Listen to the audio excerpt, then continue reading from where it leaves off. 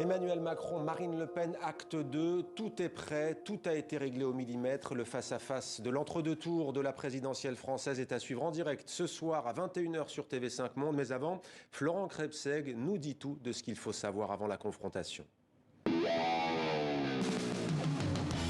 Dans moins de 2 heures, sur cette chaîne française et dans le monde entier sur les antennes de TV5 Monde, le duel. 16 caméras, des heures de tractation entre les deux camps jusqu'au moindre détail, comme la température du plateau, finalement réglée à 19 degrés. Les temps de parole seront chronométrés. L'émission est prévue pour durer 2h30. Il sera question du pouvoir d'achat, des retraites, de la jeunesse, de l'environnement, de l'immigration et de la politique internationale. Marine Le Pen, positionnée à droite, ouvrira le débat. Ainsi en a voulu le tirage au sort.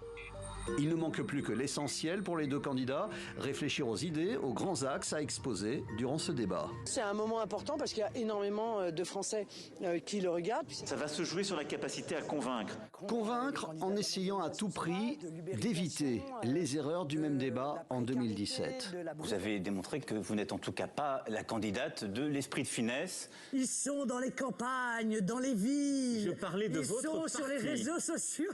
Le grand groupe. Pour le débat version 2022, Marine Le Pen devra éviter toute forme d'agressivité, ne pas prêter le flanc à l'accusation d'amateurisme. Emmanuel Macron, lui, devra se garder d'une impression de mépris et d'user d'un ton professoral.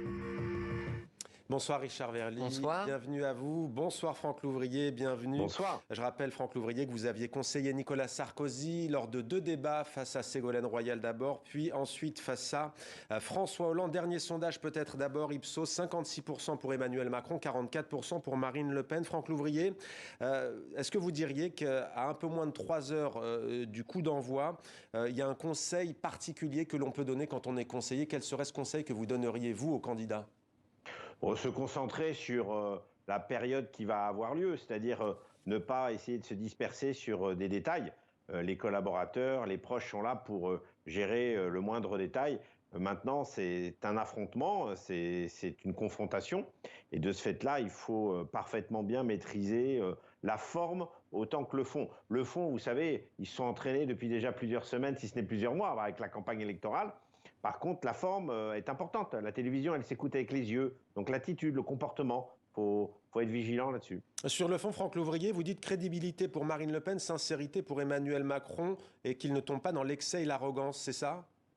Oui, je pense qu'il est important pour le président sortant d'expliquer ce qu'il a à faire, mais surtout d'essayer d'être en permanence dans l'esprit de critique que peuvent avoir les Français en disant « mais pourquoi il ne l'a pas fait les 5 dernières années ?» Donc ça, c'est sans doute la démonstration qu'il doit avoir en permanence. Et puis pour Marine Le Pen, bien sûr, il y a une forme de présidentialisation à obtenir, un peu de hauteur. C'est vrai qu'elle a, je dirais, une partie à regagner parce que la dernière fois, elle avait fait une prestation très médiocre.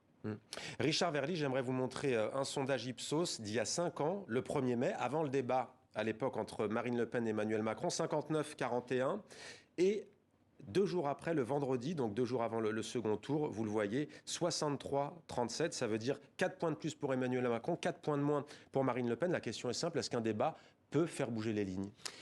Oui, là en l'occurrence, il avait aggravé les lignes. Il les avait pas vraiment fait bouger, puisque aucun sondage n'avait donné Marine Le Pen gagnante de toute manière à l'issue du second tour. Pas d'inversion des courbes. Il n'y avait pas eu d'inversion des courbes. Mais il les avait aggravées parce que, comme le disait Franck Louvrier, elle n'était pas apparue présidentielle. Il y a non seulement la séquence qu'on a vue tout à l'heure, où elle s'esclave presque devant Emmanuel Macron, mais il y en avait eu une avant encore plus dommageable, c'est celle où elle avait confondu Alstom et SFR. Ah oui. Et donc, c'est évident que pour elle, elle a un autre enjeu, au-delà de la présidentialisation, je dirais presque, c'est de se montrer professionnelle. Professionnelle, c'est-à-dire une parfaite maîtrise des dossiers, et on sait que sur ce dossier, sur ce point-là, Emmanuel Macron est très fort. Franck Louvrier, vous n'avez pas droit à un joker. Diriez-vous que François Hollande a battu Nicolas Sarkozy avec sa fameuse tirade qui a duré plus de 3 minutes, moi président? Non, pas du tout. Pour la simple et bonne raison, c'est que quand vous regardez les chiffres, Nicolas Sarkozy n'a fait que progresser au fur et à mesure du temps et même après le débat. Il faut faire attention parce que les débats, ça bouge pas tellement de voix. En fin de compte, les convaincus restent convaincus, les opposants restent opposants. Peut-être avec une particularité cette fois-ci, où les participants sont plus faibles, c'est-à-dire qu'il y a un taux d'abstention plus fort, donc il y a plus d'hésitants, plus de gens qui veulent aller vers le vote blanc, et peut-être qu'ils attendent en fin de compte cette étape de l'élection présidentielle. Mais ça ne peut pas faire perdre un débat, Franck Louvrier, ça ne peut pas faire perdre un des deux candidats. Si, bien sûr, la faute de quart, elle est fatale. La faute de quart est fatale parce que quand vous faites une erreur comme celle de Marine Le Pen la dernière fois, vous le voyez bien, ça amplifie une dynamique. Mais en général, ça n'inverse pas les dynamiques. Et à l'inverse, face à Ségolène Royal, est-ce que vous diriez que Nicolas Sarkozy avait gagné parce qu'elle s'était un peu trop énervée ? Non, c'est pareil, ça amplifie un peu les choses, parce qu'elle s'est déprésidentialisée et lui s'est présidentialisé. C'est un peu ça l'histoire de 2007.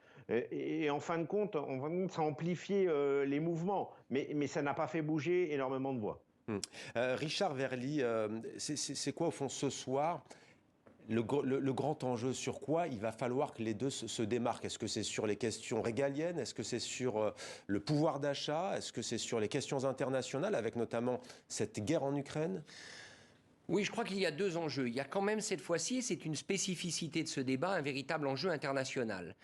Parce que la guerre en Ukraine, elle est à nos portes, elle peut avoir des conséquences énormes, mondiales, elle en a déjà, notamment sur le prix de l'énergie. Donc la partie internationale, cette fois, ne pourra pas être mise de côté, elle fera complètement partie de ce débat, parce que ça touche à l'Europe, etc.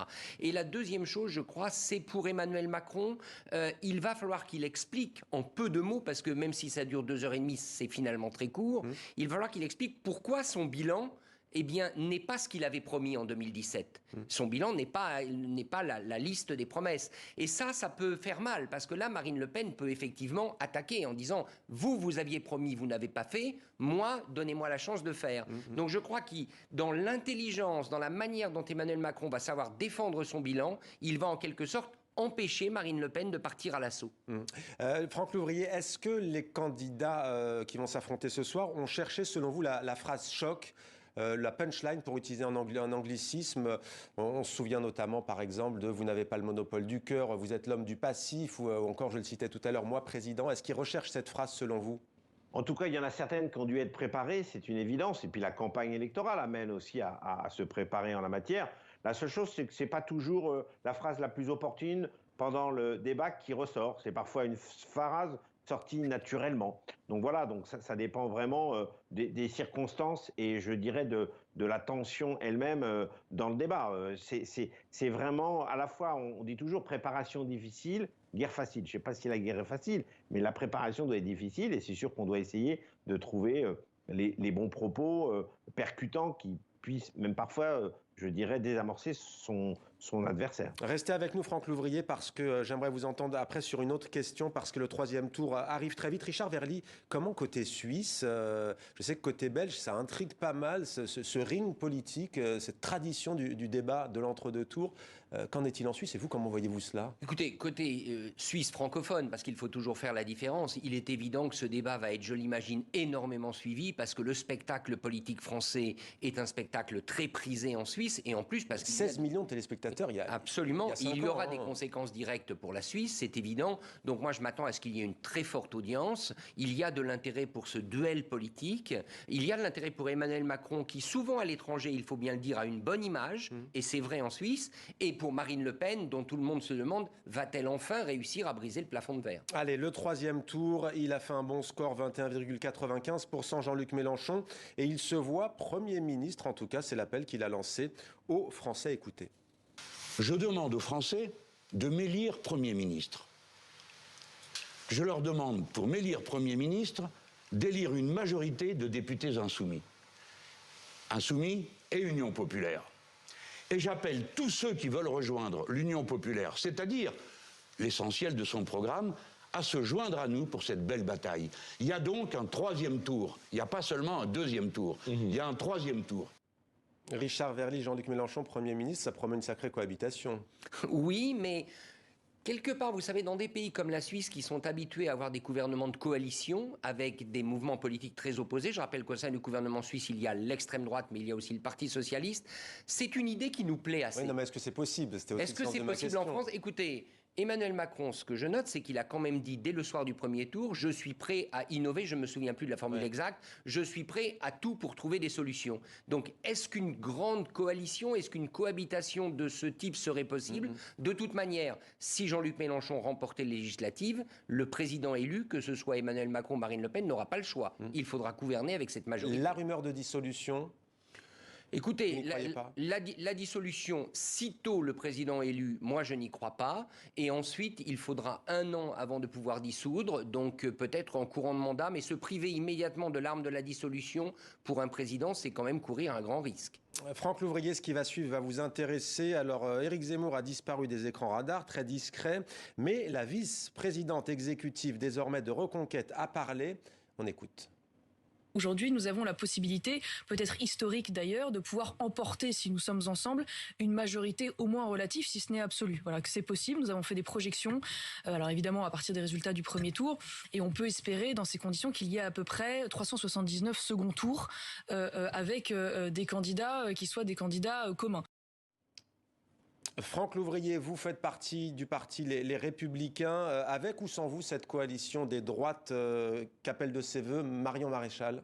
Surtout pas avec les extrêmes, bien évidemment. Vous voyez bien que les extrêmes, qu'ils soient de gauche ou qu'ils soient de droite, essayent de se rattraper en voulant considérer l'élection législative comme un 3e tour. Les élections législatives ne sont pas un 3e tour. C'est la recomposition, bien sûr, du paysage politique français. Et à partir de là, cette recomposition du paysage politique français, qui en a les clés, ça sera le président ou la présidente qui sera élu dimanche soir. Alors c'est vrai qu'il est toujours très intéressant, en dehors des extrêmes, de s'inspirer des modèles de démocratie apaisée, comme la Suisse, comme l'Allemagne, comme les pays d'Europe du Nord, où on le voit bien, vous avez des confédérations, des coalitions qui se mettent en place pour justement laisser de côté les extrêmes et pouvoir travailler, gouverner, diriger ensemble. Regardez par exemple la réforme de la retraite à 64 ou 65 ans, elle pourra bien évidemment être réalisée avec des gens proches d'Emmanuel Macron, qu'ils soient En Marche, anciennement En Marche, qu'ils soient LR, qu'ils soient dans des gouvernements ou des partis de gouvernement. Et de ce fait-là, il faudra sans doute y réfléchir. En tout cas, ça dépendra bien évidemment de la décision du prochain président de la République. Merci Franck Louvrier. Juste en 30 secondes, Richard, on voit quand même que dans la bouche de Marion Maréchal, ça n'a pas la même puissance qu'avant les élections. Hein. Il y a 7% qui est passé par là. Non, écoutez, il est évident que le parti d'Éric Zemmour est dans une position difficile parce qu'ils n'ont pas réussi leur pari au premier tour et leur avenir va complètement dépendre de Marine Le Pen et du score de Marine Le Pen. Donc je crois que là, il y a une forme de rodomontade de Marion Maréchal qui prétend obtenir un score dont elle n'a aucune assurance. Richard Verly, merci Richard et merci encore Franck Louvrier d'avoir été avec nous en direct. L'autre grand